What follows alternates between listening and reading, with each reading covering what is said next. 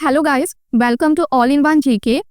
आज से हम सीडीएस 2 2025 के लिए पढ़ना शुरू करेंगे और सबसे पहले हम इकोनॉमिक्स से स्टार्ट करेंगे। इस वीडियो से आपको 10 मार्क्स गारंटेड है। तो यहाँ पर ना हम स्मार्ट स्टडी करते हैं, बस उतना ही पढ़ना है जितना एग्जाम क्लियर करने के लिए ज़रूरत है। Everything does not need to be studied. और ये एफकेट में आ रखे हैं, मैंने जो भी पढ़ा रखा है आप देख सकते हो। मैंने सारा स्क्रीनशॉट लेकर लगाया है ताकि आपको पता चल जाए कि मैंने ये सब चीज़ें पढ़ाई है। एंड एग्जैक्टली हम यहाँ पर यही चीज़ करते हैं, we focus on smart study. और मैंने एक पॉलिटी की प्लेलिस्ट बनाई है जहाँ पर मैंने पॉलिटी के सारे वीडियोस डाल रखे हैं इन डिटेल। अगर किसी को इन डेप्थ पढ़ना है तो वहाँ से पढ़ सकता है, बट मैं वन शॉट पॉलिटी सीडीएस के लिए लेकर आऊँगी थोड़े दिन के बाद। Now let's start with economics. So सबसे पहले फादर ऑफ इकोनॉमिक्स हम किसे बोलते हैं? So that is Adam Smith. This now father of macro and micro. आपको पता है जो इकोनॉमिक्स है वो 2 पार्ट्स में डिवाइडेड है, एक मैक्रो और एक micro. So father of micro economics बोला जाता है एल्फ्रेड मार्शल को, एंड मैक्रो इकोनॉमिक्स के फादर है जॉन मेयर्ड केन्स। अब फादर ऑफ इंडियन इकोनॉमिक्स हम किसे बोलते हैं? फादर ऑफ इंडियन इकोनॉमिक्स हम बोलते हैं दादा भाई नौरोजी को। और क्यों? क्योंकि इनकी जो बुक है ना, poverty and un British rule in India, वहां पर इन्होंने ना ड्रेन ऑफ वेल्थ के बारे में समझाया है। ओके, इस वजह से मतलब इसका मतलब क्या है कि जब ब्रिटिशर्स थे ना इंडिया में, तो उन्होंने कैसे हमारी जो वेल्थ है वो ड्रेन करी है। और आज भी आपको पता है कि ब्रिटिश के म्यूजियम में काफ़ी सारी इंडियन की बहुत इंपॉर्टेंट और प्रेस्टिजियस चीज़ें हैं। सो यही चीज़ उन्होंने समझाया था, and that's why he is known as father of Indian economics. आप इकोनॉमिक्स स्टार्ट करने से पहले या इकोनॉमिक्स के बारे में आपको अगर अच्छे से समझना है ना, तो उसके लिए आपको इम्पॉर्टेंट टर्म्स के बारे में पता होना चाहिए। तो सबसे पहला टर्म है इन्फ्लेशन। सो इन्फ्लेशन क्या होता है? Sustained increase in the general price level of goods and services in an economy over a period of time. मतलब एक ऐसे इंक्रीज होना, ओके, सस्टेन्ड इंक्रीज होना जो भी गुड्स और सर्विसेज के प्राइस है over a period of time, इसको हम इन्फ्लेशन बोलते हैं। और डिस इन्फ्लेशन क्या है? Fall in the rate of inflation, मतलब prices are still rising but at a slower rate. अब डिफ्लेशन क्या है? A sustained decrease in the general price level of goods and services. So ये उल्टा हो जाता है इन्फ्लेशन का। जैसे इन्फ्लेशन में सस्टेन्ड इंक्रीजेस है ना over a period of time, deflation में सस्टेन्ड डिक्रीज है in general prices of good and services over a period of time. Okay, अब हाइपर इन्फ्लेशन क्या है? Extremely rapid and excessive rise in the general price level of an above 50% per month. Hyper inflation मतलब 50% से ज्यादा rise हो जाना per month, उस चीज को बोलते हैं हाइपर इन्फ्लेशन। अब स्टैगफ्लेशन क्या है? A situation where high inflation, stagnant economic growth and high unemployment exist simultaneously. So 3 चीजें हैं, इन्फ्लेशन बहुत हाई है, इकोनॉमिक ग्रोथ बहुत ही स्टैग्नेंट है, हो ही नहीं रही है, और बहुत हाई अनएम्प्लॉयमेंट है। तो उन 3 चीजों को कंबाइन करके बोलते हैं स्टैगफ्लेशन। अब ना इन्फ्लेशन के साथ एक और चीज हमारे लिए इंपॉर्टेंट है, दैट इज कोर इन्फ्लेशन। तो इसका मतलब क्या होता है? इसका मतलब होता है कि ये ना एक मेजर है of long term price trend in an economy. Okay, और ये कैसे डिराइव करते हैं? जब हेडलाइन इन्फ्लेशन से हम एक्सक्लूड कर देते हैं volatile components like food and energy prices. आगे जाके हम पढ़ेंगे कि CPI and WPI, okay, consumer price index या होलसेल प्राइस इंडेक्स। तो इससे जब हम सब्ट्रैक्ट करते हैं ना हमारे जो वॉलेटाइल कंपोनेंट्स होते हैं like the food and energy, okay, so इस चीज को ही हम बोलते हैं कोर इन्फ्लेशन। और ऐसा क्यों बोलते हैं कि सिर्फ फूड और एनर्जी क्यों सब्ट्रैक्ट करते हैं? बिकॉज ये जो फूड एंड एनर्जी के प्राइसेस है ना, ये प्रोन होते हैं to frequent and significant short term fluctuations. मतलब शॉर्ट टर्म में बहुत फ्लक्चुएट होती है ये चीजें, इसीलिए इसी को माइनस करते हैं। और जब बस सीपीआई से ये चीज माइनस करते हैं तो इसको कोर इन्फ्लेशन बोलते हैं। हम अभी पढ़ते हैं next, that is monetary policy tools. अब आपको पता है जो इंडिया में आरबीआई है, that is the main thing regarding the economics और जो भी चीज़ें चेंज होती है इंडिया में। सो जो मनी के कुछ ना टूल्स है जो आरबीआई यूज करती है। सबसे पहला है रेपो रेट। रेपो रेट का मतलब क्या होता है? Rate at which RBI lends to commercial bank, और ये शॉर्ट टर्म होता है। मतलब आरबीआई जो दूसरे बैंक है ना उनको लोन वगैरह या देती है, जो भी पैसे वगैरह फाइनेंस, तो वो चीज़ जब वो देती है तो उस चीज़ को वो किसी रेट पर देती है, उस रेट का नाम है रेपो रेट, और ये शॉर्ट टर्म होता है।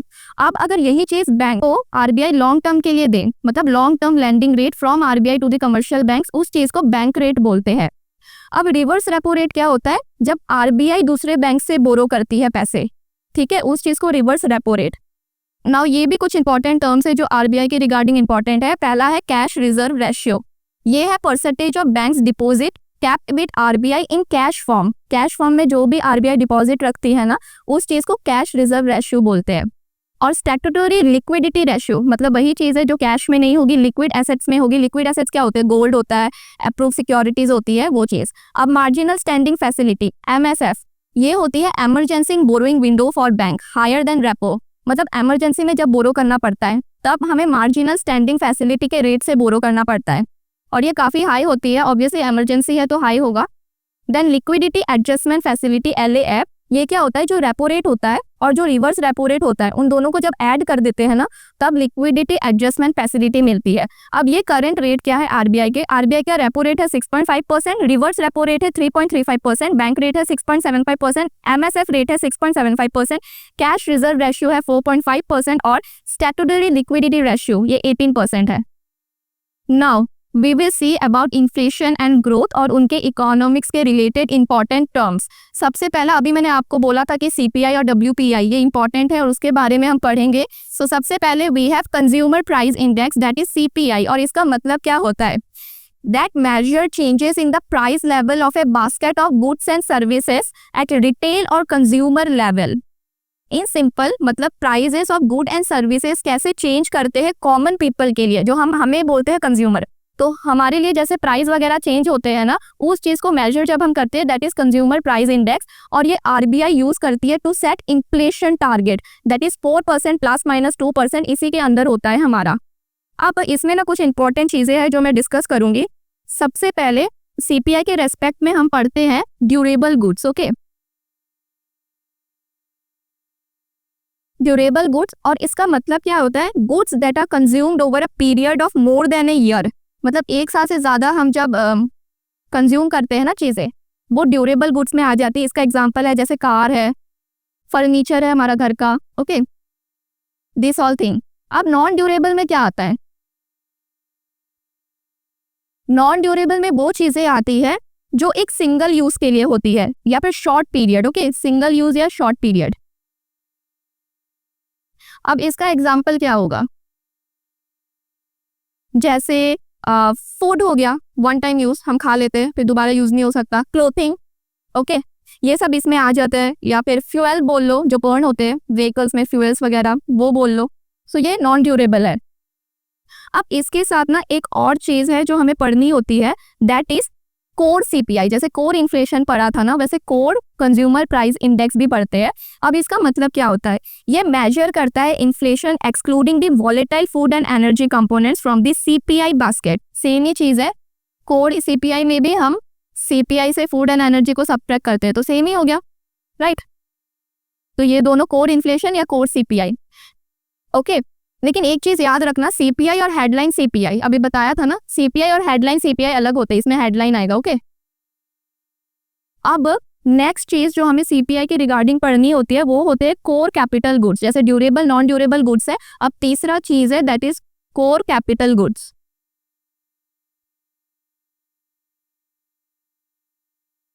ये क्या है? कैपिटल गुड्स आपको पता है, जैसे बिजनेस के इन्वेस्टमेंट्स के लिए जो यूज होते हैं, जैसे मशीनरी हो गई, तो उसको हम इंक्लूड करते हैं कोर कैपिटल गुड्स में, जो हमारे लॉन्ग टर्म बिजनेस में हेल्प करे, तो that are core capital goods.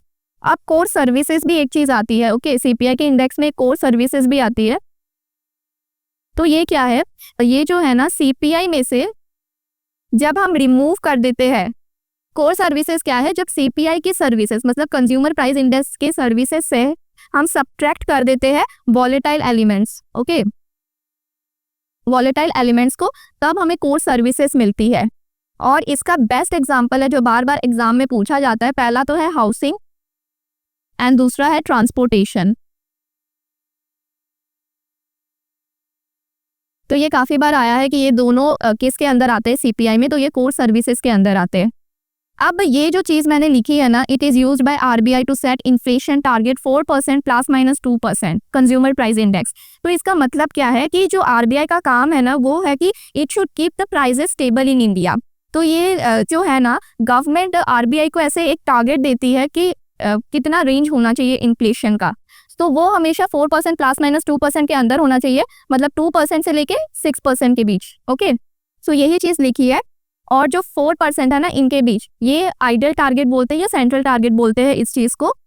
But अगर 6% से ज्यादा हो गया, सपोज 6.5% हो गया, तो क्या इसका मतलब है कि अपर लिमिट क्रॉस कर दी, सो आरबीआई को अब लाइकली रेस करना पड़ेगा अपना रेपो रेट ताकि वो प्राइजेस कंट्रोल कर सके। ओके और अगर 2 से नीचे हो गया, सपोज 1.5 चला गया, उसका मतलब क्या है? इसका मतलब है कि ये लोअर लिमिट हो गई ना, तो आरबीआई अब कट करेगा अपना repo rate to boost demand and growth. तो यही चीज है बेसिकली, जो भी आरबीआई सेट करता है ना अपना इन्फ्लेशन टारगेट, वो सीपीआई के रेस्पेक्ट में ही होता है। सीपीआई से जब हम रिटेल इन्फ्लेशन को माइनस कर देते हैं तो then we get inflation rate.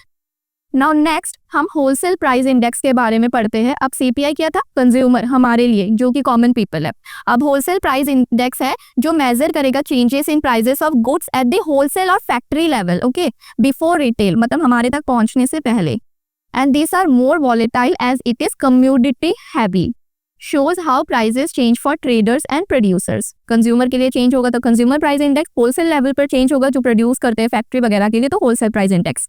Now we have a very important term, आपने सुना होगा इंडिया की जीडीपी इतनी है, इतनी पहुंच गई, इतनी कम हो गई with respect to other countries इतनी है। तो इसका मतलब क्या होता है? जीडीपी का फुल फॉर्म है ग्रॉस डोमेस्टिक प्रोडक्ट। ये है total monetary value of all the final good and services produced with in a country during a given period. मतलब एक टाइम लिमिट में इंडिया में कितनी गुड्स एंड सर्विसेज प्रोड्यूस हो रही है, उसकी टोटल मॉनिटरी वैल्यू जो होती है ना, that is the GDP.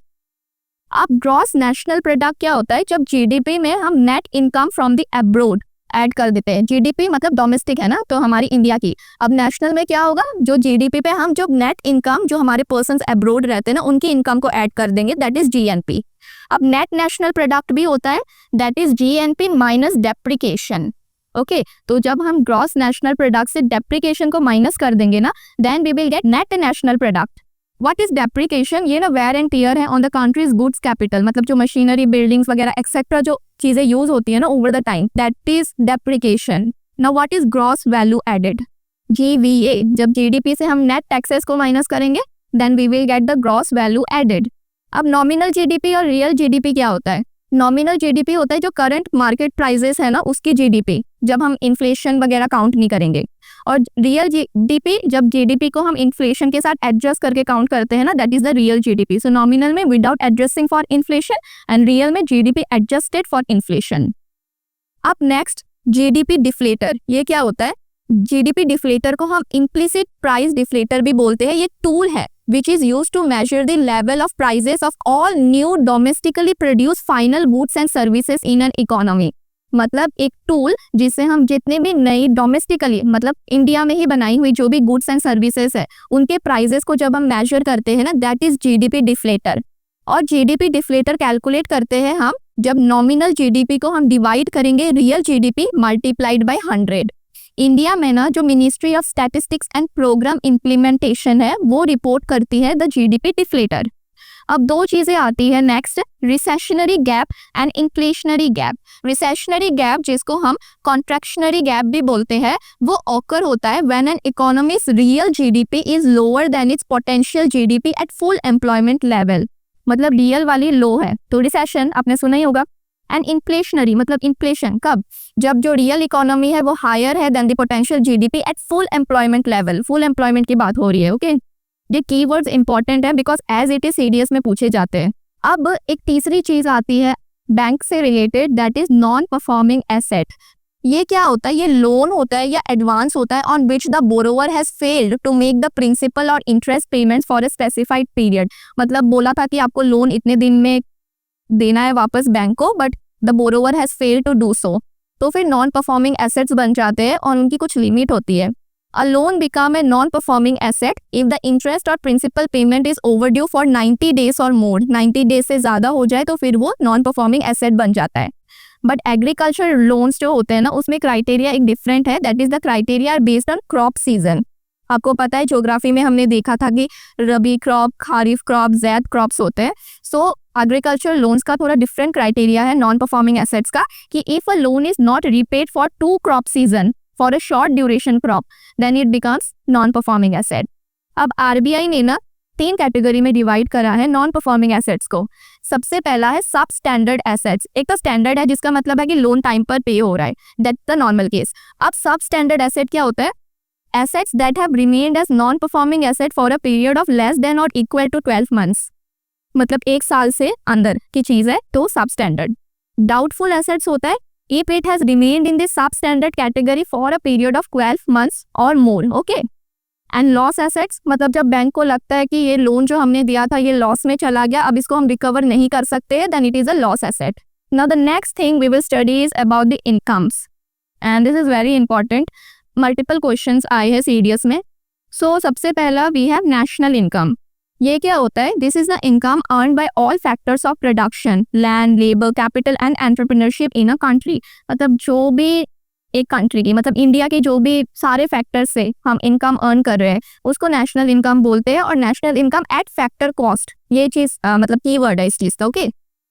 So national income eight factor cost calculate करने के लिए एनएनपी क्या है? Net national product at market price minus indirect taxes plus subsidies. इस चीज से हम कैलकुलेट करेंगे अपनी नेशनल इनकम को. ये formulas I know it's a bit difficult but it's very important because as it is पूछा जाता है एग्जाम में. So go through 1 or 2 times, you will get through it. Now personal income क्या है? ये total income receive by individual and household from all sources before direct taxes are paid. मतलब मेरी personal income कितनी है tax देने से पहले, that is my personal income. अब डिस्पोजेबल इनकम है, this is the money that household actually have to spend और save after paying the direct taxes like the income tax. मतलब disposable tax क्या होगा? Personal से हम जब direct taxes दे देते हैं, पर्सनल इनकम है मेरी income before taxes are paid, disposable income है मेरी income after the taxes are paid. Per capita income क्या है? It is a measure of countries average income per person. मतलब नेशनल इनकम को जब हम टोटल पॉपुलेशन से डिवाइड करेंगे तो हमें पर कैपिटा इनकम मिलेगी. मतलब इनकम एक पर्सन की कितनी है. Now what are the methods of calculating national income? ये पूछा गया है काफी बार एग्जाम में कि हम अपनी जो नेशनल इनकम है ना वो कितने मेथड से कैलकुलेट करते हैं. 3 मेथड्स है, product method, income method and expenditure method. Product method को हम वैल्यू एडेड मेथड भी बोलते हैं. This method sums the value added at each stage of production of goods and services within the country's economy. मतलब हर stage में जितनी भी income हो रही है हम ऐड कर रहे हैं तो प्रोडक्शन वाले केस में तो प्रोडक्ट मेथड. इसका एग्जांपल एक समझ लो, जैसे एग्रीकल्चर. ओके, एग्रीकल्चर में टोटल अगर वीट है सपोज तो वो प्रोड्यूस करी है हमने 500 करोड़ की. ओके.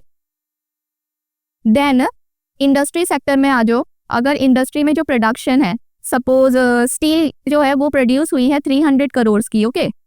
एंड देन लास्ट एक सर्विसेज ले लो, आईटी सेक्टर ले लो, इसमें जो प्रोडक्शन हुई है वो हुई है 200 करोड़ की. तो जब हम तीनों को ऐड करेंगे ना तो हमें प्रोडक्ट मेथड से अपनी नेशनल इनकम को कैलकुलेट कर लेंगे. तो कितनी होगी at market price? That is 1000 तीनों को ऐड करने से. So that is the product method. Now next we have the income method. ये ऐड करेगा ऑल फैक्टर, मतलब जो इनकम पर्सन हम जैसे लोग जो अर्न करते हैं ना, हमारी जो इनकम है, sum all the incomes generated by economic activities. तो this is the income method. मतलब वेजेस, प्रॉफिट, रेंट जो भी है हम देते हैं, that's the income method. Suppose wages और सैलरी जो है उससे 600 करोड़ ले. देन नेक्स्ट रेंट, जो लैंड वगैरह रेंट होते हैं उससे हमने 100 करोड़ कमाए. देन जो प्रॉफिट है एंटरप्रेन्योरशिप की उससे हमने 150 करोड़ कमाए. So when we add all this thing then we get the income method. अब एक्सपेंडिचर सेम है, वर्ड से समझ आ रहा है, production, income and then expenditure. मतलब this tracks the total spending. Obviously expenditure मतलब जितना हम स्पेंड कर रहे हैं अपने फाइनल गुड्स एंड सर्विसेज में. सो that is the expenditure method. अगर हमने फ्यूल कंज्यूम किया है 500 करोड़ का, बिजनेस में इन्वेस्ट किया है 200 करोड़, सो उन चीज़ों को जब हम ऐड करेंगे then we will get the expenditure method, मतलब हमारी total spending. Now we have the fiscal policy. Fiscal policy में सबसे पहले हम पढ़ेंगे फिस्कल डेफिसिट के बारे में. ये क्या होता है? It represent the total amount of money the government needs to borrow to meet its total expenditure both revenue and capital. मतलब डेफिसिट से समझ आ रहा है ना, कम पड़ गया. तो जितनी मनी हमारी गवर्नमेंट बोरो करेगी ताकि वो अपना टोटल एक्सपेंडिचर मीट कर पाए, उसको हम फिस्कल डेफिसिट बोलते हैं. इसका फॉर्मूला है total expenditure minus revenue receipt plus non डेप्ट capital receipts. A large fiscal deficit can lead to rise in government debt, inflation, interest rates. It's important indicator of government's physical health. Next we have revenue deficit. ये difference है between the government's revenue expenditure and its revenue receipts. Fiscal में दोनों आ जाता है, revenue and capital. Revenue deficit में सिर्फ revenue का expenditure and revenue की रिसिप्ट.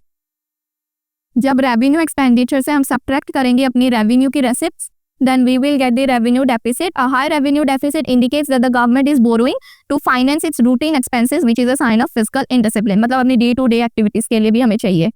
इफेक्टिव रेवेन्यू डेफिसिट, अब ये क्या होता है? It subtracts the grant given by central government to states and union territory for capital asset creation, और इसको रिसेंटली 2012-13 वाले बजट में इंट्रोड्यूस करा गया है. रेवेन्यू डेफिसिट से जब हम सब्ट्रैक्ट करेंगे grants for capital asset creation, जो भी हमने सेंट्रल गवर्नमेंट ने स्टेट्स या यूटीज को पैसे दिए हैं, उस चीज को सब्ट्रैक्ट करेंगे, then we get effective revenue deficit. Then primary deficit क्या है? This show how much the government's borrowing has been caused by current spending, excluding the cost of paying back past debt interest payments. मतलब primary deficient क्या है? जब fiscal deficit से हम अपनी interest जो पेमेंट्स है गवर्नमेंट के वो माइनस करेंगे. ये ना आगे जाके आप पढ़ोगे कि गवर्नमेंट बोरो कहाँ से सबसे ज्यादा करती है, लैंड सबसे ज्यादा कहाँ पर मनी करती है. तो एक बार क्वेश्चन आया था कि गवर्नमेंट स्पेंड सबसे ज्यादा कहाँ पर करती है, तो वो इंटरेस्ट पेमेंट्स था, बट अभी चेंज हो गया. मतलब हर बजट में ये चेंज होता है. तो प्राइमरी डेफिसिट होता है जब फिस्कल डेफिसिट से हम इंटरेस्ट पेमेंट सब्ट्रैक्ट कर दें. और ये प्राइमरी डेफिसिट ऑफ जीरो क्या इंडिकेट करता है? That the government borrowing is only to pay off interest on previous loan and not to finance new expenditure. So this terms are very very important. इसको पढ़ना और ये जो है इनकी जो मैथमेटिकल फॉर्मूलाज ये याद करना. Now we will see the taxes in India. India में दो तरह के टैक्सेस होते हैं, डायरेक्ट एंड इनडायरेक्ट. अब डायरेक्ट टैक्सेस क्या होते हैं? जो हम इंडिविजुअल्स ऑर्गेनाइजेशन पे करते हैं. मतलब मुझे पे करना है टैक्स तो मैं ही पे करूंगी, मेरे बिहाफ पे कोई दूसरा पे नहीं कर सकता है. The burden of tax can not be shifted to someone else. This is direct tax. ये प्रोग्रेसिव होते हैं and they are collected by central board of direct taxes. Example क्या है? इनकम टैक्स जो हम अपनी अर्निंग्स पर देते हैं. कॉर्पोरेट टैक्स जो कंपनी अपनी नेट इनकम या प्रॉफिट पर देती है. वेल्थ टैक्स, ये टैक्स होती थी इंडिविजुअल की नेट वर्थ पर इसको एबॉलिश कर दिया गया है इंडिया में. प्रॉपर्टी टैक्स या हाउस टैक्स क्या होता है? जो हमारा हाउस है या प्रॉपर्टी है उस पर जो हम टैक्स देते हैं. इनहेरिटेंस टैक्स, मतलब मैंने अपने फादर से जो प्रॉपर्टी इनहेरिट की है उसके ऊपर भी टैक्स है. कैपिटल गेन टैक्स क्या है? On profit from sale of property, share, golds, जो भी हम सेल करेंगे अपनी प्रॉपर्टी को, शेयर्स को, गोल्ड्स को, उसके ऊपर कैपिटल गेन टैक्स लगता है. They are direct taxes examples. Now we have indirect taxes. Indirect tax क्या होता है? जो हमारे टैक्स गुड्स एंड सर्विसेज पर लगता है rather than on income and profit and are collected by an intermediary like a manufacturer or retailer from the final consumer and then paid to the government and burden can be shifted. इसका मतलब यही है कि suppose हम restaurant में खाना खाने गए तो हमने किसको पे की? जीएसटी वगैरह रेस्टोरेंट को. अब रेस्टोरेंट वाला आगे गवर्नमेंट को देगा, सो दैट इज इनडायरेक्ट. डायरेक्ट तो नहीं किया ना हमने. सो ये रिग्रेसिव होते हैं एंड इसको कलेक्ट करती है central board of indirect taxes and customs. इसके एग्जांपल, सबसे बेस्ट एग्जांपल है GST. That's a single tax on supply of goods and services, और इसने बहुत सारे टैक्सेस को रिप्लेस करा है इंडिया में. अब कस्टम ड्यूटी क्या होता है? जो भी गुड्स हम इंपोर्ट करते हैं या एक्सपोर्ट करते हैं उस पर हम कस्टम ड्यूटी लगती है. एक्साइज ड्यूटी क्या होती है? जो गुड्स को प्रोडक्शन या मैन्युफैक्चर जब करते हैं विद इन द कंट्री उसमें भी टैक्स लगता है, that is excise duty. Sales tax क्या होता है? सेल ऑफ गुड के ऊपर. सर्विस टैक्स, जो सर्विस हमको मिलती है और जो सर्विस प्रोवाइड करते हैं उस पर सर्विस टैक्स. एंटरटेनमेंट टैक्स, यही जो अम्यूजमेंट पार्क, फिल्म टिकट्स, इनके ऊपर जो टैक्स लगता है form of entertainment. Stamp duty क्या होती है? जो लीगल डॉक्यूमेंट्स में टैक्स लगता है. जब हम प्रॉपर्टी खरीदते हैं तो प्रॉपर्टी रजिस्टर करनी होती है, marriage registration, they are all stamp duty. अब एक और चीज़ पढ़ लो, दैट इज़ कि हमारा सेंट्रल गवर्नमेंट और जो स्टेट गवर्नमेंट है ना, उनके बीच में जो रेवेन्यूज़ है वो कैसे शेयर होते हैं. ओके, तो जो सेंट्रल गवर्नमेंट है ना वो जो शेयर करती है ना स्टेट गवर्नमेंट के साथ जो रेवेन्यूज़, वो आते हैं डिविजिबल पूल के अंदर. ओके, कहाँ पर? Divisible pool. और इसमें क्या आ जाता है? इसमें डिविजिबल पूल में आता है जो हमारा पर्सनल इनकम टैक्स है, हम अभी देख कर आए, जो कॉर्पोरेशन टैक्स है या जो सेंट्रल जीएसटी है वो वगैरह आ जाती है. ओके, अब कोई टैक्सेस है जो सेंट्रल गवर्नमेंट स्टेट गवर्नमेंट के साथ शेयर नहीं करती है और वो डिविजिबल पूल में नहीं आएगी ऑब्वियसली. अब इसमें ना एग्जांपल्स है जो हमें पूछे जाते हैं कि कौन सी करती है और कौन सी नहीं करती है. सो जैसे मैंने बताया कि जो करते हैं उसमें तो income tax, corporation tax, central services tax. और एक चीज़ देख लो, union share of integrated goods and services tax, ये करेगी. ओके, जो यूनियन का शेयर है ना of integrated goods and services tax, ये वाला तो करेगी. अब सेंट्रल गवर्नमेंट स्टेट गवर्नमेंट के साथ कौन सा नहीं करेगी, तो उसके एग्जांपल्स पूछे जाते हैं. फर्स्ट एग्जांपल्स आता है हमारा sir charges. So sir charges क्या होता है? ये एडिशनल चार्ज होते हैं एग्जिस्टिंग टैक्स पर, ताकि हम सेंटर का जो रेवेन्यू है ना वो इंक्रीज हो जाए, एक्स्ट्रा रेवेन्यू मिले सेंटर को. देन दूसरी चीज होती है सीजेस. इसमें भी नहीं करती वो स्टेट के साथ। इसका मतलब क्या है, कोई जो टैक्स है ना ये लीव्ड होते हैं कोई स्पेसिफिक पर्पस के लिए, जैसे कि एजुकेशन के लिए, हेल्थ के लिए, तो वो भी सेंट्रल स्टेट के साथ नहीं करेगी। अब कुछ अलग से स्पेसिफिक टैक्स अगर गवर्नमेंट निकाले कि वो हम नहीं करना चाहते तो वो भी आ जाएगा, बट मेन एग्जांपल ये दो है। और इसके साथ एक और है, that is union share of IGST not in the divisible pool. ये ना दो कैटेगरीज में है, union share of integrated GST divisible pool में जो आते हैं, बट बहुत सारे टैक्स है जिसमें यूनियन का शेयर होता है of IGST not in divisible pool, okay, वो वाले तो नहीं करेगी। तो ये दो चीजें हैं, मतलब सिंपल सी बात यही है कि जो डिविजिबल पूल में आएंगे उसमें करेगी, जो नहीं आएंगे उसमें नहीं करेगी। और ये दो तो पूछे जाते हैं एक्स्ट्रा, सरचार्जेस एंड सीजेस, इसमें नहीं करेगी। Now next we will study about money. अब मनी का फंक्शन क्या है, ये मीडियम ऑफ एक्सचेंज है, स्टोर ऑफ वैल्यू है, यूनिट ऑफ अकाउंट है, स्टैंडर्ड ऑफ डिफर्ड पेमेंट है। ये कीवर्ड्स है, एज इट इज याद करना। मनी कितने टाइप की है, 5 टाइप की। First is fiat money, currency that has no intrinsic value and is declared as legal tendered by the government. Example यही है जो हम यूज करते हैं, हमारे करेंसी नोट्स, इंडियन रुपी वगैरह, ये फेट है, ओके, इंट्रिंसिक वैल्यू है इनकी और लीगल है, ओके। कॉमोडिटी मनी क्या है, money with intrinsic value such as gold और सिल्वर कॉइन्स। गोल्ड, सिल्वर, ये कॉमोडिटी में आ जाती है। फिड्यूशियरी मनी क्या है, ये एक मीडियम ऑफ एक्सचेंज है that depends on the trust between the pair and the पेई। मैं पेयर हूँ, आप पेई है, आपने मुझे मनी सेंड की online, so that is fiduciary money through UPI वगैरह। नाउ नियर मनी क्या है, ये एक फाइनेंशियल एसेट है that can be easily converted into cash like fix deposit, government bond, treasury bills. आपको पता है बैंक में हम FD वगैरह करते हैं, गवर्नमेंट के बॉन्ड्स होते हैं, ये एक्चुअल में कैश नहीं होता ना, ये तो फाइनेंशियल एसेट होते हैं जिसको हम कभी भी कैश कन्वर्ट कर सकते हैं, so that is near money. Now we have plastic money. ये क्या होता है, credit card, debit card, smart cards, जिसको हम मनी के लिए यूज करते हैं, फिजिकल कैश के लिए। ऑल्टरनेटिव्स है जो हमारे, that is plastic money. Now this is important, money supply measures 4 तरीके के होते हैं, M1, M2, M3 and M4, और ये सिर्फ हम RBI के पढ़ रहे हैं, that's important for us. M1 को हम नैरो मनी बोलते हैं। It is the most liquid measure of money supply and includes all the money that is immediately available for spending. M1 में क्या क्या आता है, करेंसी विद द पब्लिक, हमारे पास जो है demand deposits and other deposits with the RBI, everything, okay.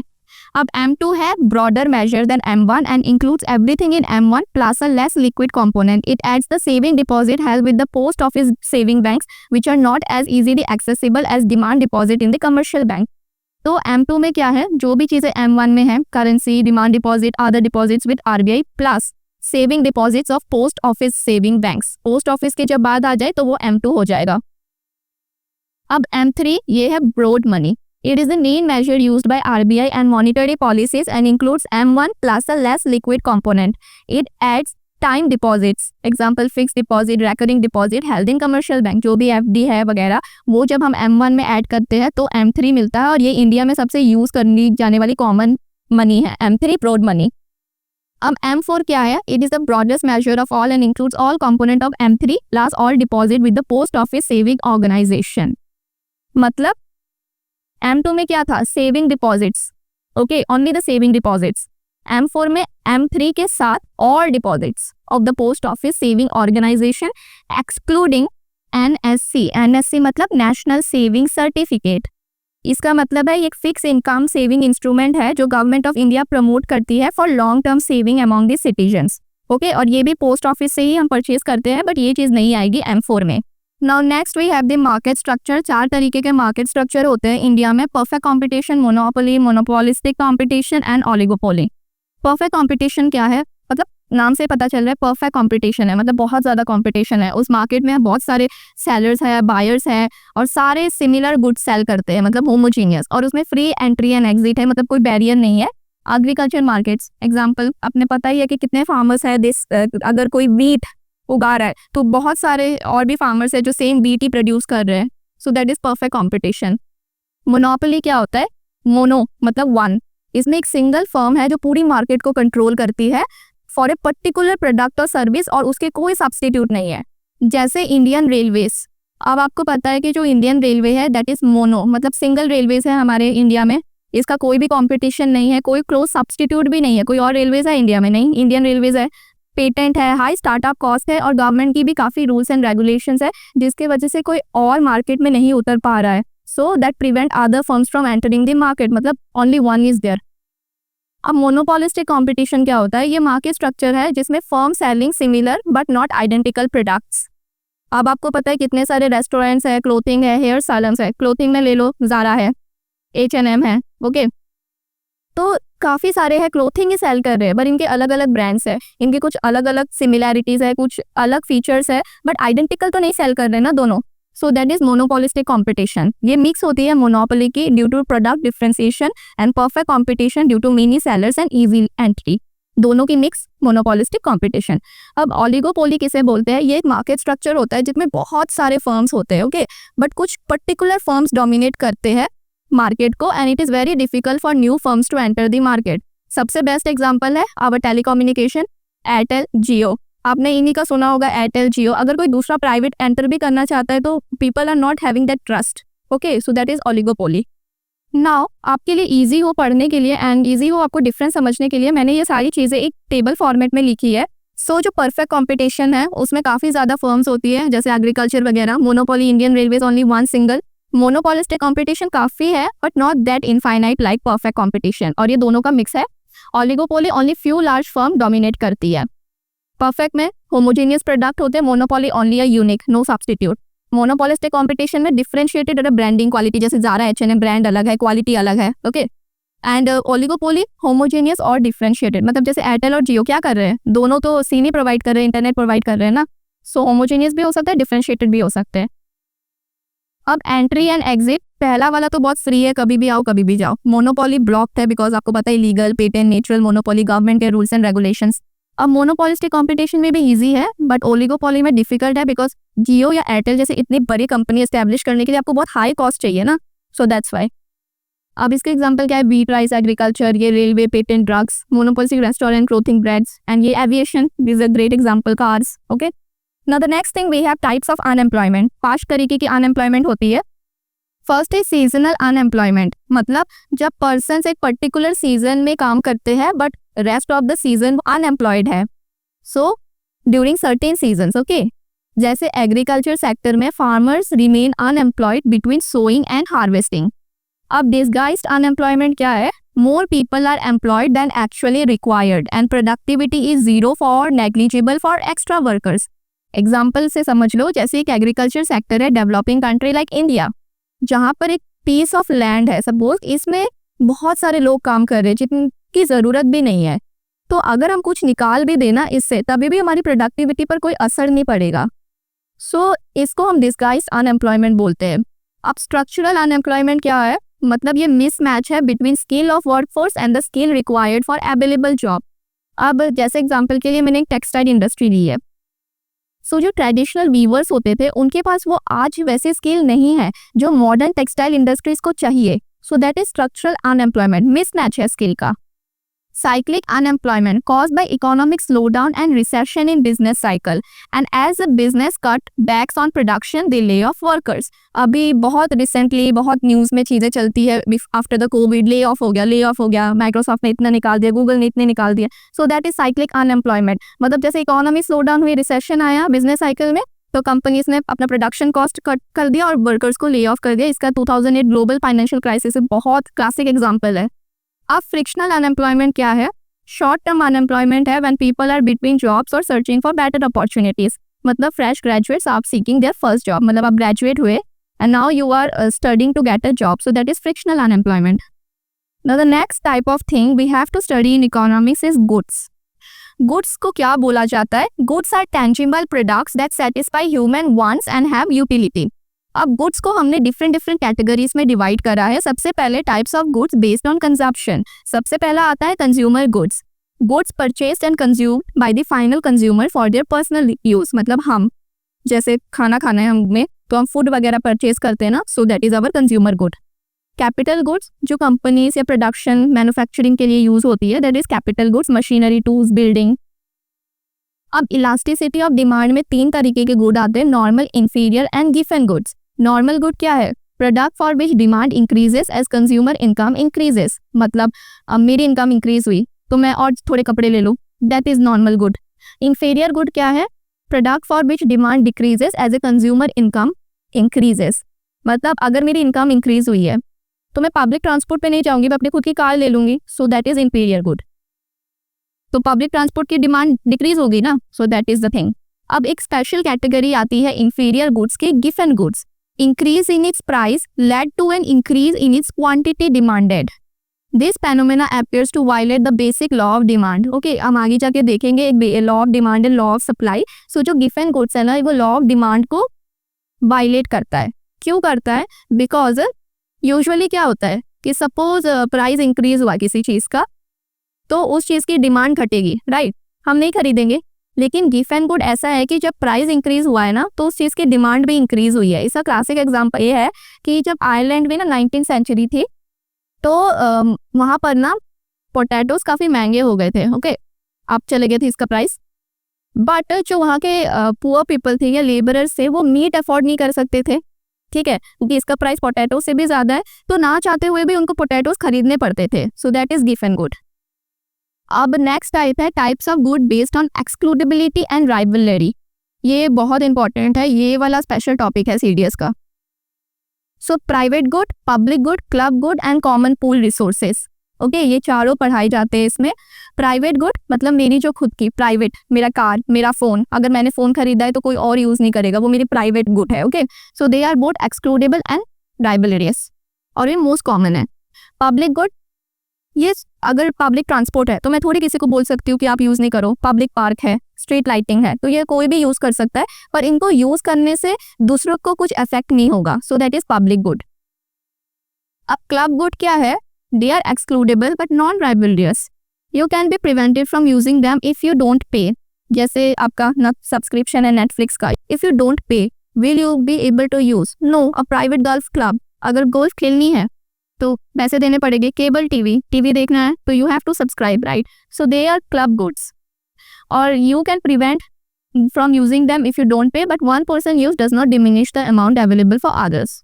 अब common pool resources, ये क्या होते हैं? ये नॉन एक्सक्लूडेबल होते हैं but rivalrous। They are available to all but one personal use reduces the amount available for other। fish in the ocean, मैंने fishing की तो दूसरे पर्सन अगर वहीं पर आके फिशिंग करेगा तो सेम क्वांटिटी थोड़ी रहेगी। So that is common pool resources. अब types of good based on necessity, necessity good and luxury good. Necessity मतलब नेसेसरी है, हमें खरीदना ही पड़ेगा और कोई चॉइस नहीं है, जैसे फूड, क्लोथिंग, ये हमें चाहिए, राइट? इनकम राइज हो, फॉल हो, doesn't matter, we have to have food to stay alive, so that is necessary. Luxury क्या है? A good that a consumer buys as a choice and not out of necessity. मतलब if I am having a greater income, I would like to spend on a greater proportion on luxuries. Example designer clothes, it's not a necessary ना। Now we will see the laws. बहुत important कुछ laws है जो exam में आते हैं, तो वो सारे लॉज ही हम पढ़ेंगे। सबसे पहला है law of demand and supply. Law of demand बोलता है other things remaining constant the quantity demanded of a good falls when it price rises and rises when its price falls. Same thing, price rise हुआ, demand उस चीज़ की कम होगी। अगर price कम हुआ तो डिमांड उस चीज़ की बढ़ जाएगी। Okay, inverse relationship. Law of supply क्या है? Other things remaining constant the quantity supplied of a good rises when its price rises, falls when its price falls. अब सप्लाई मतलब क्या? प्राइस राइज हुआ तो उस चीज़ की सप्लाई बढ़ेगी, प्राइस फॉल हुआ तो उस चीज़ की सप्लाई भी फॉल होगी। इसमें डायरेक्ट रिलेशनशिप ये ग्राफ से है। सप्लाई एक डायरेक्ट रिलेशनशिप है, डिमांड से ये एक इनडायरेक्ट रिलेशनशिप है, और जहाँ पर ये मिलेंगे this is equilibrium point.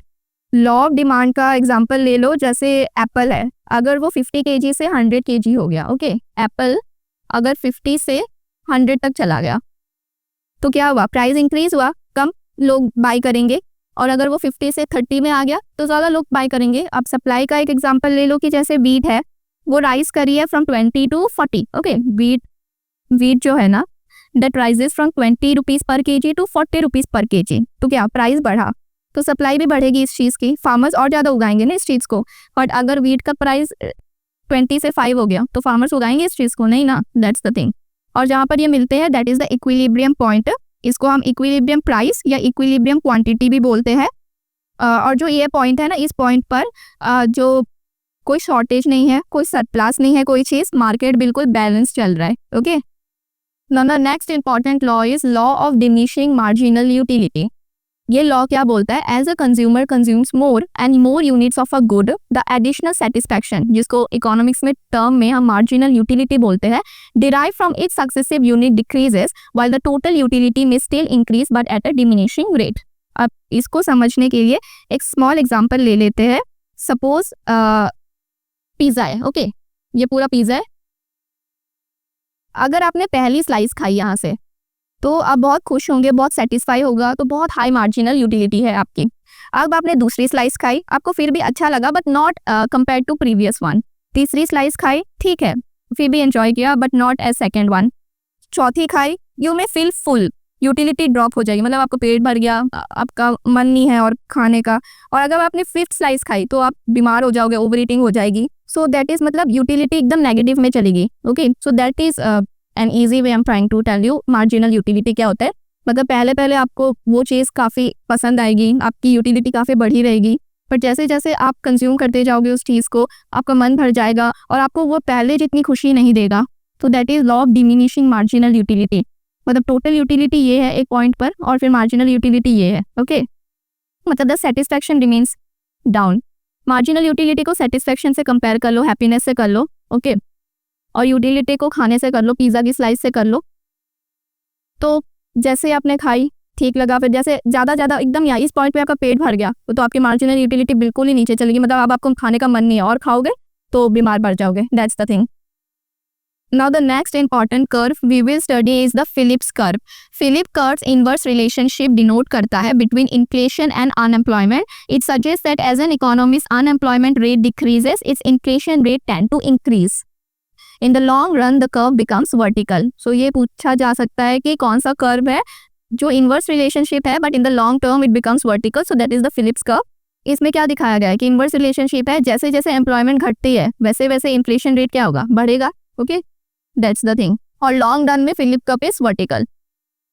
The next we have the Laffer curve. This curve shows the relationship between the tax rate and the amount of tax revenue collected by the government. ये inverted U shape का है, as you can see. ये suggest करता है जो tax है ना वो 0 होगा at 0% tax rate and also at 100% tax rate. तो इसका मतलब क्या है कि at some point in between ये optimal होगा जो कि maximize करेगा गवर्नमेंट की रेवेन्यू को। ओके, ये पीक है जैसे आपने देखा, यहाँ पे मिडिल में इसने मैक्सिमाइज कहाँ करा है, 70% में। सो इंक्रीजिंग टैक्स रेट और declining revenue tax. Next we have Lorenz curve. ये कर्व मेजर करता है इनकम इनइक्वालिटी और wealth distribution within a population. The more bowed the curve is from the line of perfect equality 45 degree line, the higher the level of income inequality. इसका मतलब है कि ये 45 degree line है, जितना नीचे जाएगा, जितना ऐसे जाएगा उतना इनइक्वालिटी बढ़ेगी, इनकम इनइक्वालिटी बढ़ जाएगी। नाउ गिनी कोफिशिएंट इंपॉर्टेंट है जो हम लॉरेंस कर्व से डिफाइन करते हैं। सो ये क्या होता है, ये डिराइव होती है फ्रॉम लॉरेंस कर्व। ये होती है area between the equality line and the curve. इस ये चीज एरिया कितना है गिनी कोफिशिएंट से निकालते हैं। ये 0 से 1 तक रेंज करती है। 0 मतलब परफेक्ट इक्वालिटी, ओके, मतलब जो एवरी पर्सन इन पॉपुलेशन है सेम इनकम, और 1 इज परफेक्ट इनइक्वालिटी, मतलब जो सारे पर्सन है वो सबकी अलग अलग इनकम है।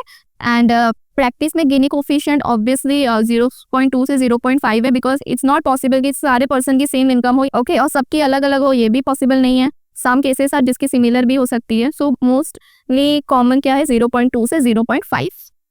Next we have Kuznets curve. ये क्या है, ये कर्व रिलेशन डिफाइन करता है between economic growth and income inequality. It proposes that as an economy develop and undergoes industrialization, market forces first increases income inequality and then after a certain level of income decreases it. ये भी inverted U shape है। इसका कहना क्या है बस कि जैसे ये चीज़ इंक्रीज हो रही है तो पहले तो इनइक्वालिटी इंक्रीज होगी इस चीज़ की, ओके, एंड देन जैसे जैसे स्टेबलाइज हो जाएगा ना फिर कुछ समय के बाद, तो फिर ये डिक्रीज होना स्टार्ट हो जाएगी। और ये टर्निंग पॉइंट है। डेवलपिंग इकोनॉमिक्स में इंक्रीजिंग इनइक्वालिटी है और डेवलप्ड इकोनॉमीज में डिक्रीजिंग इनइक्वालिटी है, okay. Next we have Engel curve. This curve show the relationship between income and demand for a good. 2 तरीके के गुड है, नॉर्मल एंड इंपीरियर, इसी के लिए एंजल कर्व होता है। और the normal goods, the Engel curve slopes upward. This show that as income increases quantity demanded of the good also increases. मतलब जैसे इनकम इंक्रीज होगी हमारी, हम उस चीज़ की क्वांटिटी उस गुड की और इंक्रीज होगी, राइट। सो ये नॉर्मल गुड्स के लिए है। ये नॉर्मल गुड है, जैसे जैसे इनकम इंक्रीज हुई वैसे वैसे उस चीज़ की क्वांटिटी भी इंक्रीज हुई। अब इंफीरियर गुड में क्या होता है कि उल्टी चीज़ होती है। कि जैसे इनकम इंक्रीज होगी ना, उस चीज़ की डिमांड जो है डिक्रीजेस। ये इन्फीरियर गुड है, जैसे इनकम बढ़ी देन इन्फीरियर गुड की जो डिमांड है ना वो घटनी शुरू हो जाएगी। So that is the angel curves. I know थोड़ा सा कंफ्यूजिंग है, बट एक दो बार पढ़ने से यू विल गेट कि कौन सा कर्व क्या रिलेशन डिफाइन करता है और उनके ग्राफ्स कैसे होते हैं। बिकॉज आई रिमेंबर एक बार सीडीएस में मैच द फॉलोइंग आ रखा था, कर्व्स यहाँ थे और वो क्या डिनोट करते थे, इस तरफ थे।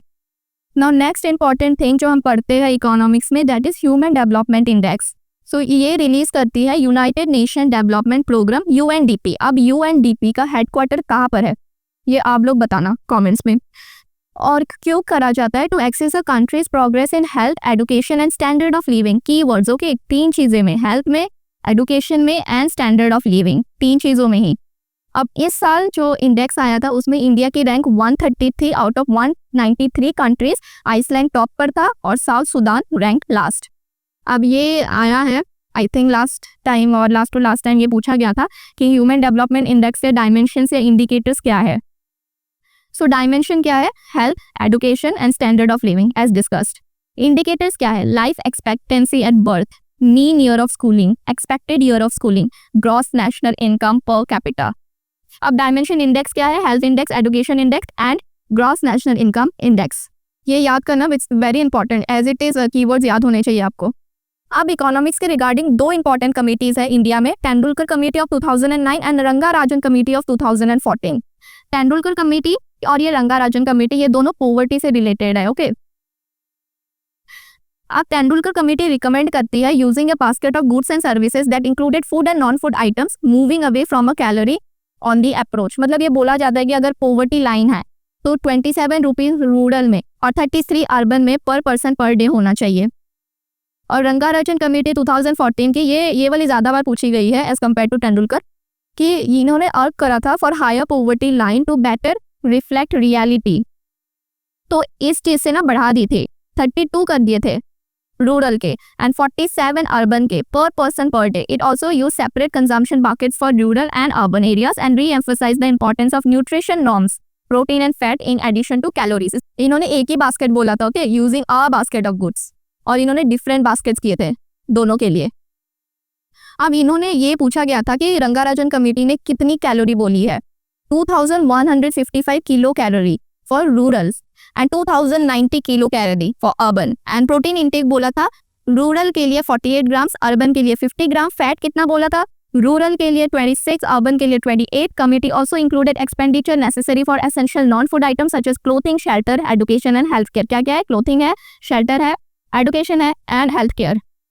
Now next, this is very important, इससे क्वेश्चन आता है काफ़ी बार। Okay, this is the union government income and expenditure. मतलब जब भी बजट आता है ना हर साल, तो गवर्नमेंट प्रेजेंट की पिछले साल में उनको पैसा सबसे ज़्यादा किस चीज़ से आया और कहाँ पर गया सबसे ज़्यादा, तो ये हर बजट में चेंज होता है। 2025 का बजट जो है उसमें where does the rupee come from, सबसे ज़्यादा पैसा यूनियन गवर्नमेंट को बोरोइंग एंड अदर लाइबिलिटी से मिला 24%। Next is the income tax 22%, फिर जीएसटी एंड अदर टैक्स 18%। ये बाकी है, आप पढ़ लेना। ओके अब सबसे ज़्यादा पैसा कहाँ पर जाता है हमारा? So state shares of taxes and duties यहाँ पर 22%, इंटरेस्ट पेमेंट्स में 20%, central sector schemes excluding capital outlay on defence and subsidy 16%। So last year question आया था, तब पूछा गया था कि कहाँ पर गया है। लास्ट ईयर क्या था? जब 24 का बजट आया था ना, तब इंटरेस्ट पेमेंट टॉप पर था, तो उस टाइम तो ये ऑप्शन होगा, but now it has changed. अब कहाँ पर है? State share of taxes and duties. So अब पूछा जाए तो आप ये मार्क करना। अब हम कुछ इंटरनेशनल इकोनॉमिक रिलेशंस और उनके कुछ इंपॉर्टेंट टर्म्स देख लेते हैं। सबसे पहले we have balance of payments. ये क्या होता है? ये रिकॉर्ड होता है all the economic transaction between a country and the rest of the world over a specific period. मतलब इंडिया का और बाकी वर्ल्ड के साथ जितना भी इकोनॉमिक ट्रांजैक्शन हुआ उसका record, that is balance of payment. 2 major components है, current account and capital and financial account. Current account से क्वेश्चन काफी बार आया है। Record trades in goods and services, exports and imports, income from investment transferred like remittances. A current account deficit means a country is importing more than it's exporting. और capital and financial account क्या है? Records international capital transfers such as investment, FDI, FPI loans, ये सब इसमें आता है। अब 2024-25 में इंडिया का current account deficit fell to 0.6% of GDP. That's an improvement from previous year of 0.7% of GDP. और ये किस वजह से हुआ? Due to rise in service export and a slow down in commodity imports. और ये एक पॉजिटिव साइन है इकोनॉमी का, क्योंकि हम रिड्यूस कर रहे हैं dependence on the foreign capital. अब करंट अकाउंट के साथ एक और चीज देख लो, इंटरनेशनल इकोनॉमिक रिलेशन में एक कीवर्ड है ग्लोबल वैल्यू चेन, जिसको हम GVC बोलते हैं। ये क्या है? एक इंटरनेशनल नेटवर्क है of activities including design, production, marketing and distribution that brings a product और service from conception to the final consumers with at least 2 stages occurring in different countries. इसका मतलब क्या है कि ग्लोबल वैल्यू चेन है ना, तो जो भी हम मतलब प्रोड्यूस कर रहे हैं, डिज़ाइन, मार्केटिंग और डिस्ट्रीब्यूशन वगैरह, प्रोडक्ट को जो हम उसके इनिशियल स्टेज से फाइनल स्टेज तक लाने के लिए उसके जो 2 प्राइमरी स्टेजेस है ना, वो 2 डिफरेंट कंट्रीज में होंगे, मतलब आइदर प्रोडक्शन हो गया या मैन्युफैक्चरिंग हो गया, तो वो ग्लोबल वैल्यू चेन उस चीज़ को बोला जाता है। मतलब बेसिकली जो प्रोडक्शन प्रोसेस है, जो अलग अलग फर्म्स है दूसरी कंट्रीज़ की, वो कंट्रीब्यूट करेगी एट डिफरेंट कंपोनेंट्स और सर्विसेज। सो इससे क्या होगा?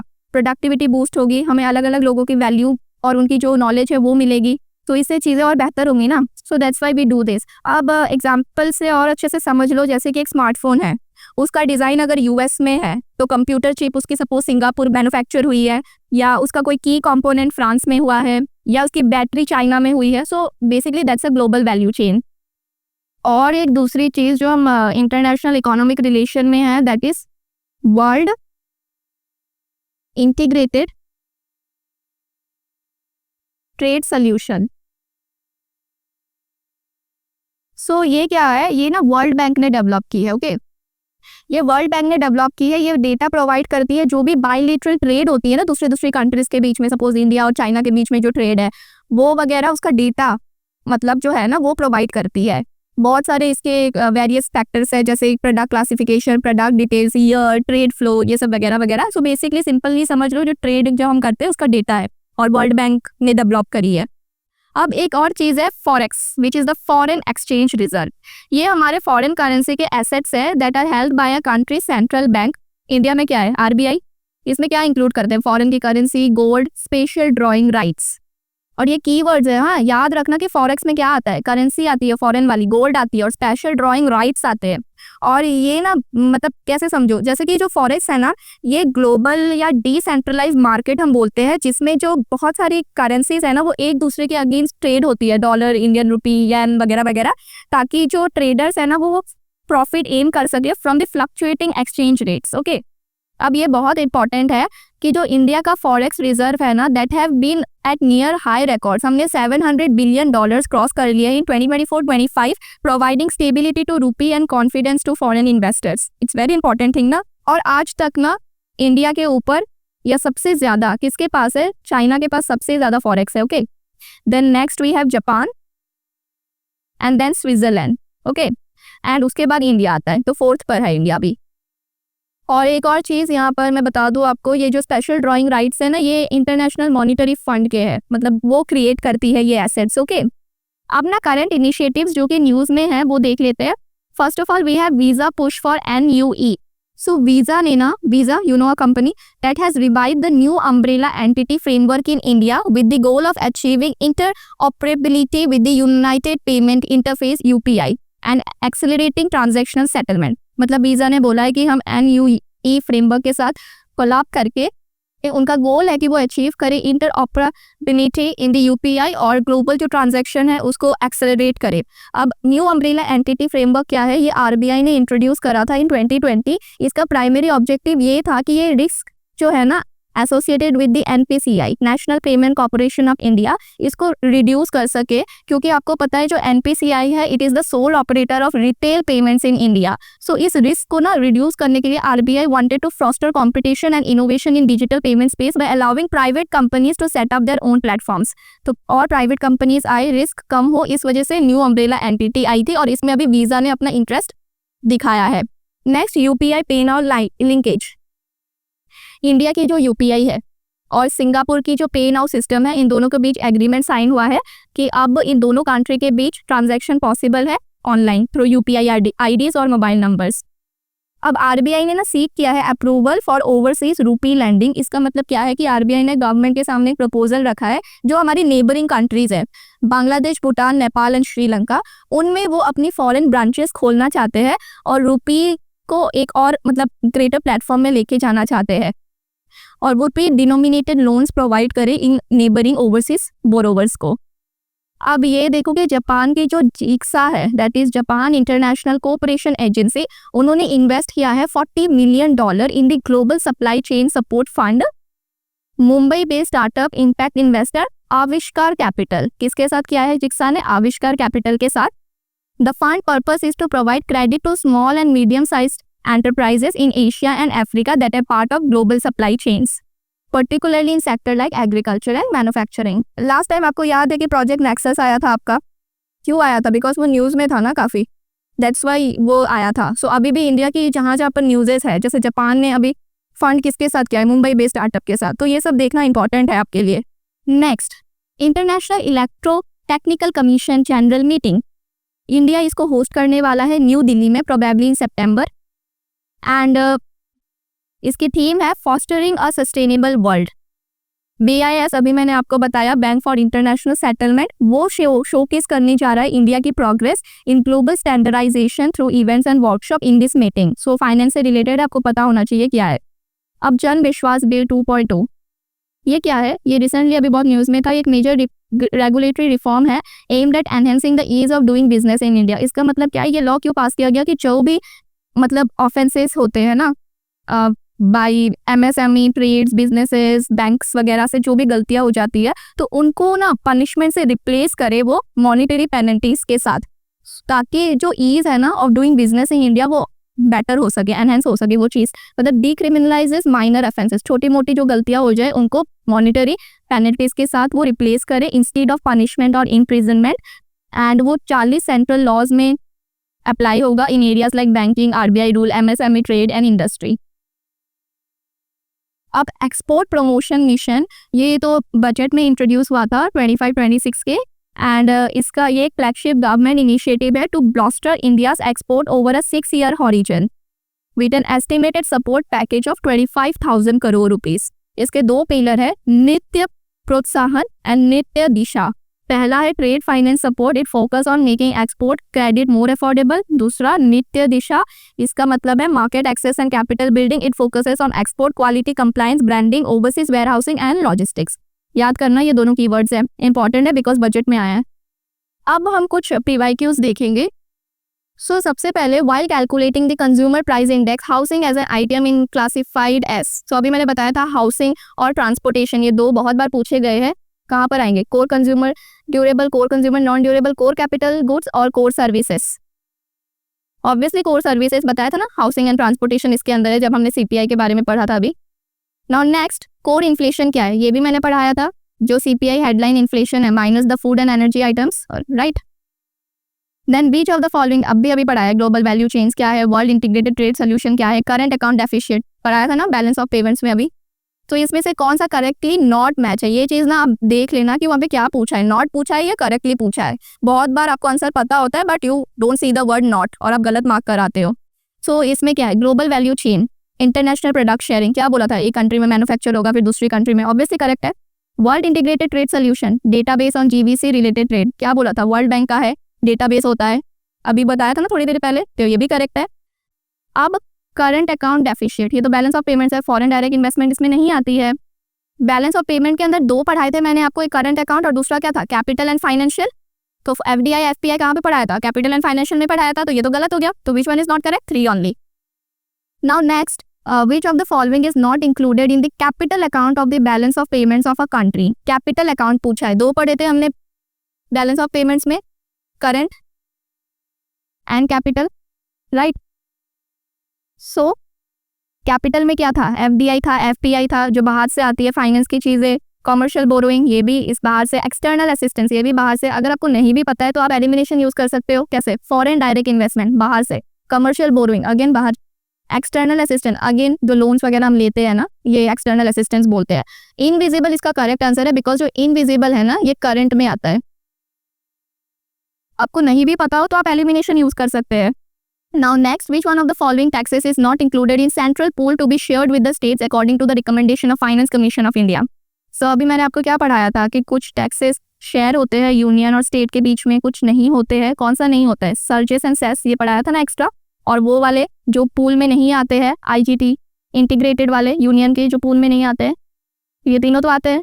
विच one of the following statement for a firm equilibrium in perfect competition is not correct? अब परफेक्ट कॉम्पिटिशन के बारे में पूछा है, ये भी हमने पढ़ा है, इसमें भी नॉट करेक्ट है। Market price must be greater और equal to average variable cost in the short run. Market price must be equal to the marginal cost. Market price must be equal to the average cost in the long run. Marginal cost decreases at the equilibrium output. So इसमें से कौन सा सही नहीं है?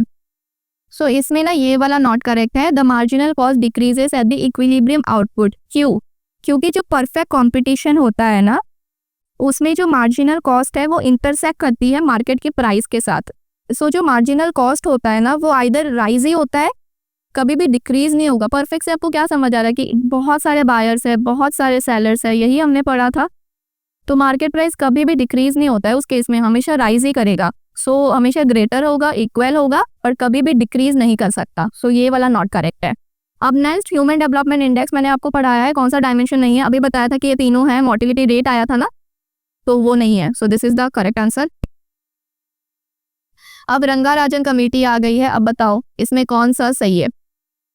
The Rangarajan Committee methodology for determining the poverty line incorporated which of the following? Food component, हमने पढ़ा था food and non-food components दोनों है। A normative level of expenditure for essential non-food items, ये भी हमने पढ़ा था। 4 चीज़ें पढ़ी थी, क्या क्या आप बताना कमेंट्स में। A behavioral determined expenditure for other non-food items, ये भी आएगी। सो ऑब्वियसली सारे है ना, फूड भी है, नॉन फूड भी है रंगाराजन कमेटी में, तो सारे करेक्ट है। Now next, if a price index increased from 100 in 2021 to 110 in 2022 to 132 in 2023, then the rate of inflation is? अब ये कैसे निकालोगे? So इसका एक सिंपल फॉर्मूला यही है ना कि आपको इंक्रीज निकालना है, कितने परसेंटेज में इंक्रीज हुआ है। तो कैसे निकालते हैं? बेसिक मैथ से ही है। इन्फ्लेशन रेट क्या होगा? जो हमारा न्यू प्राइस है, सपोज न्यू प्राइस इंडेक्स, उसको हम ओल्ड प्राइस इंडेक्स से माइनस कर देंगे, डिवाइडेड बाई क्या? परसेंटेज में क्या करते हैं? ओल्ड ही करते हैं। मैथ्स में पढ़ा होगा इतना तो आपने, इंटू 100। सो इसमें ऊपर वाले से कोई मतलब नहीं है, ये नीचे वाला देखो, न्यू क्या है? 132 है, ओल्ड कितना है? 110। अब ओल्ड कितना है इस केस में? 110 है ना, ये वाला मत पकड़ना। सो कितना आ गया? माइनस करो 22, 110 इंटू 100, 0 0 गया, तो 20% आया कि नहीं? सो ये आंसर है। Suppose there are only 2 normal goods in the economy X and Y. If the price of good X increases, which would be the correct statement from below? अब इसको हम एलिमिनेशन मेथड से कर सकते हैं। कैसे? हमें क्या दिया है? 2 गुड्स है, normal goods, okay, X and Y. Price of good X increases. अब Y के बारे में कुछ दिया है? No. So Y is indeterminate, क्योंकि हम Y का तो कुछ नहीं बोल सकते, ना बोला है, बढ़ा है, ना कम है। सो B और D ये तो चले गए। अब A और C में क्या होगा? If price of good X increases, तो demand for good X decreases. ये तो सिंपल प्रिंसिपल है लॉ ऑफ डिमांड का। प्राइस इंक्रीज होगा, डिमांड क्या होगी उस चीज की? डिक्रीज होगी। अभी देख कर आए थे ना law of demand and supply में। सो अगर प्राइस X का इंक्रीज है, so demand for X decreases. So A is the answer, very easy. अब last, which one of the following items comprises the major portion of revenue expenditure of union government of India? ये last 2024 का है I think. हाँ, सो तब कौन सा था? तब इंटरेस्ट पेमेंट था। मैंने बताया था ना, वो सर्कल आपको दिखाया था कि कितने परसेंटेज का कहाँ किसको गया है। तो यूनियन बजट 2025 में ये चीज़ कौन सी है? तो ये अब है state share of tax and duty. हाँ, state shares of tax and duties. ये पहले था, अभी ये 20% है, ये 24% हमने देखा था ना, तो अब ये आएगी। Okay, with this I complete economics for CDS 2 2025। मैंने बहुत अच्छे से कंपाइल करके मैक्रो माइक्रो इंडियन इकोनॉमिक्स सारा एक बहुत अच्छे से आपको पढ़ाया है विद द PYQs, ताकि आपको पता चले कि कौन से टॉपिक से कैसे क्वेश्चन आ रहे हैं। आप आई नो इकोनॉमिक्स में टर्म्स थोड़े डिफिकल्ट होते हैं, बट इसीलिए मैंने पहले डाला है ताकि आप 2-3 बार इस चीज़ को रिवाइज करो, तो ताकि आपको एग्जाम में कोई प्रॉब्लम ना हो। Thank you, have a good day.